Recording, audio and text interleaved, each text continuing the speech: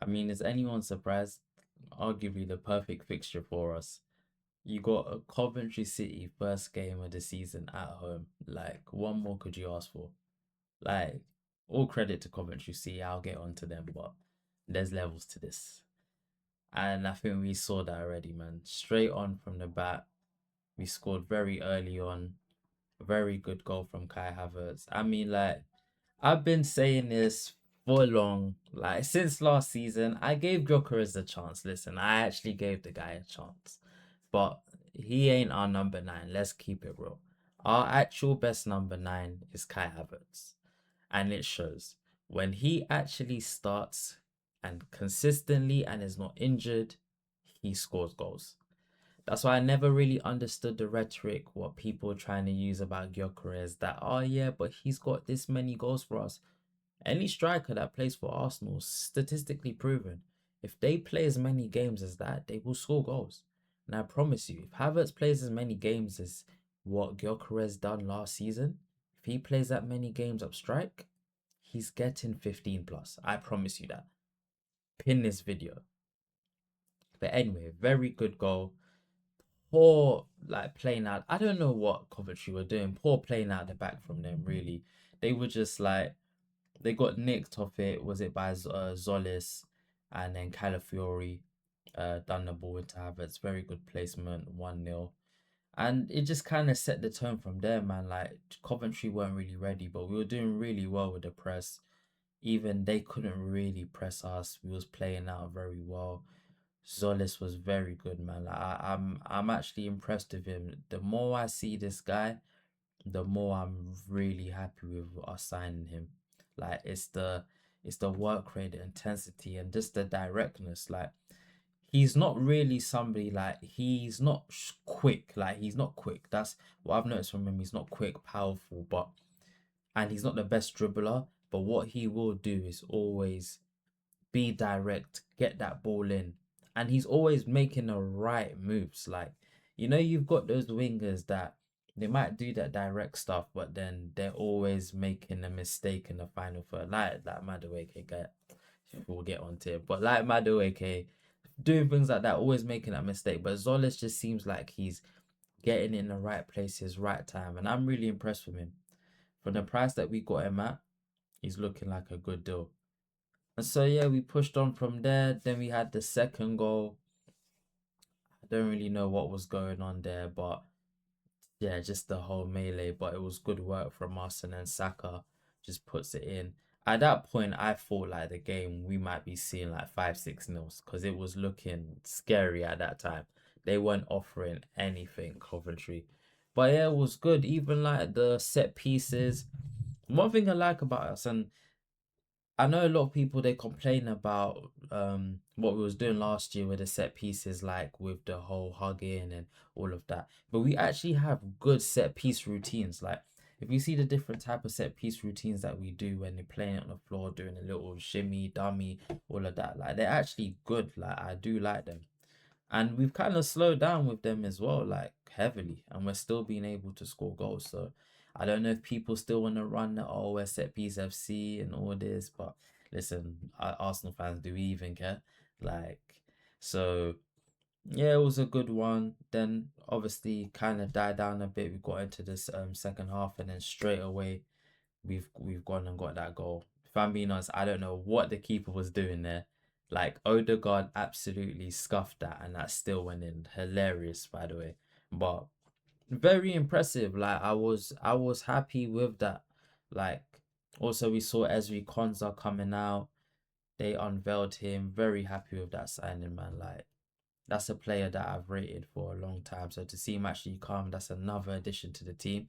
I do think that he will start um until Saliba comes back. But then again, Mosquera had a good game, so it's gonna be competition because Mosquera would be deserving to start at right centre back, but Konza, I thought there's some games that you might want Konza to play more just because he's the more experienced, the older head.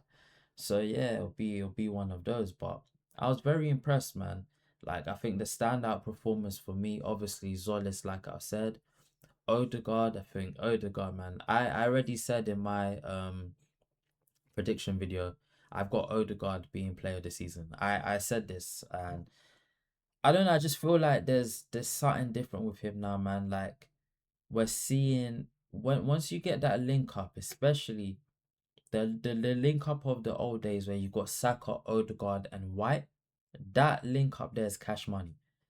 Like you've always got the revies, the overlaps, the underlaps. Odegaard does that for days. He can do that with ease, and he was just running that straight. And I just think if we can get him getting his non-penalty goals, getting him back on that score sheet, getting those assists, etc. Just being more decisive, being in the final third is where we need him. We don't need him back. Now we've got those players. We've got Rice, we've got Bruno G, we've got Skelly.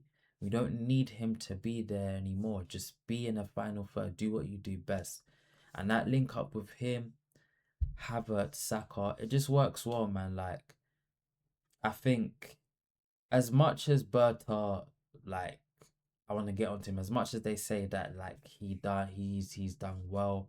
I do think the damage of signing Gyökeres and Madueke it's a lot. I'll be real, because I just don't see what Gyök can do for us right now. He's just we've traditionally as Arsenal we've never had strikers that are just purely they just score goals. We've only really had maybe like Aubameyang. He wasn't really a link man, and then who else? Apart from that, there's not really like traditionally our best strikers have always been able to link play. Even when you go to people like Giroud, they've always been able to link play. So Gyökeres, he doesn't fit that mold for us anyway. He does not fit that mold. So I don't know. That's why I feel like these reports talking about Barcelona that I do think they're true. I genuinely do think that if there's a way for him to go, I think Arsenal would be willing to let him go.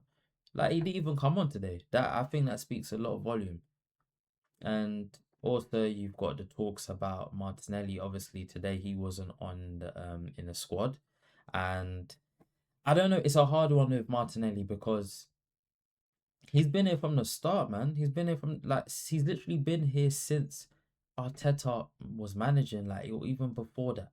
He was here in the Emery, like he's been here throughout this journey. And it's been a tough time for him of recent last 2 years. His form has plummeted, but I will never forget how he played at that first season of the title race that we had. And I always feel like Martinelli, there was always a pathway for him up top, but it's not materialized.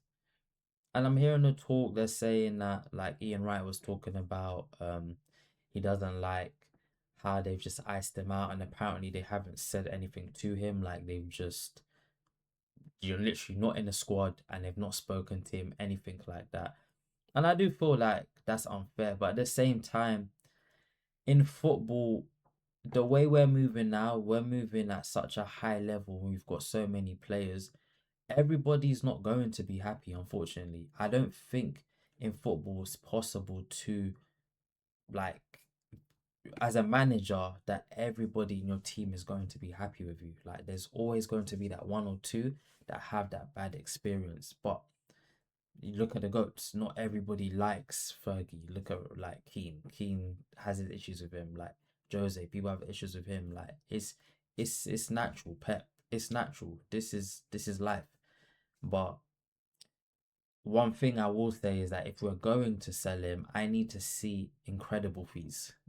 That's what I do need to see because I ain't looking at no. When I'm seeing Savinho going for 75 plus, and this guy wasn't even in a World Cup squad. Martinelli was in the World Cup squad and he scored.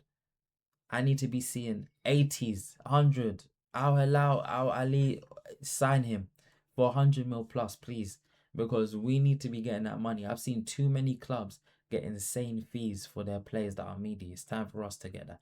We need a record sale now. But yeah, apart from that, like just standard procedure, man. Like this is us. Like people need to just understand like we're gonna be moving like this. The game wasn't the best in terms of entertainment, but I've kind of accepted that now. Like we're not going to be entertained like that with Arsenal. Like we are nullifying teams and we're getting a job done and we're not conceded. It's as simple as that.